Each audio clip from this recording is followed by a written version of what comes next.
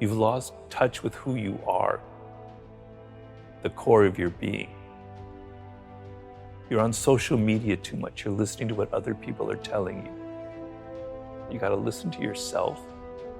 You got to cut all that shit out. You have to look at the things that you love and the things that you hate. So what you don't like is very instructive to you, right?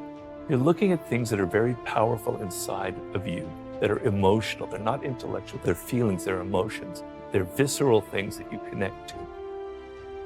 I've always followed the laws of power, which is change things up, enter action with boldness. Don't be afraid to do things differently. Adapt your strategy to the circumstance. It's never too late. The earlier you figure it out, the better off you are. But it can happen later in life. Now, I figured out at an early age that I wanted to write. I didn't know what I wanted to write, but I loved words and I loved writing. And if I didn't have that connection when I was 8 years old, all the way into high school and college, I would have been a lost soul. And I empathize with a lot of people who don't have that feeling when they're 8 or 18 or in their 20s. But I've tried to tell people everybody has it. You're just not listening to yourself. You've lost touch with who you are. There are 5 forms of intelligence. We normally associate intelligence with intellectuals, with our Noam Chomsky, with Albert Einstein. No, intelligence comes in all forms. Working with your hands is a form of intelligence. A carpenter has a high form of intelligence. People who are sports, who athletically use their body, that's another form of intelligence. There's music, there's math, there's language. You have one of these frames of mind. By the way your brain is wired, you are inclined towards one of them. Figure that out. You got to be a bit bold. You have to embrace what makes you different. It takes time. To do anything in life takes time and hours, patience, and work. So I like to tell people to go back to their earliest childhood memories of things that really excited them before they got mixed up with parents, teachers, and all that, other people telling them stuff, you know? You gotta cut all that shit out.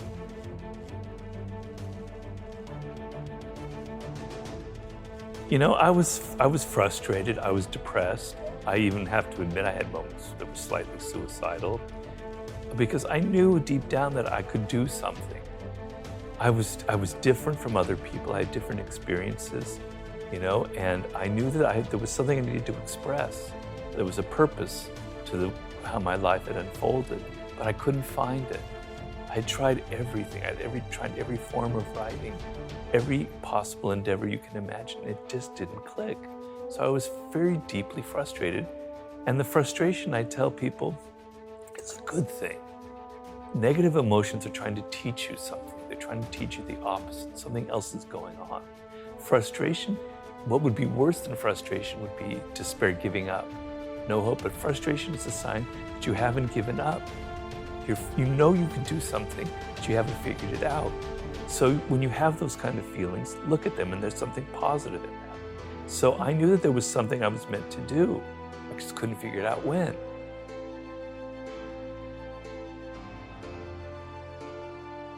It's easy for me, a boomer, I have to admit that, to preach to you when you have gone through you've gone through a pandemic that made what looks like to be a recession. And then if you're a millennial, you went through the crash in 08. It's easy for me to preach. You're dealing with really difficult circumstances.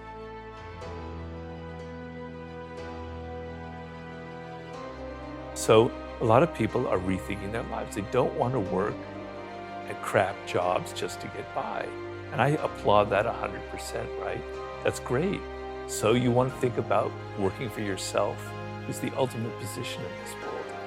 And even though times are difficult, even though it may seem like just a dream, there's so much potential out there for entrepreneurial spirit, for creating your own startup, for creating your own podcast, for going your own path in life. You don't have to follow other people.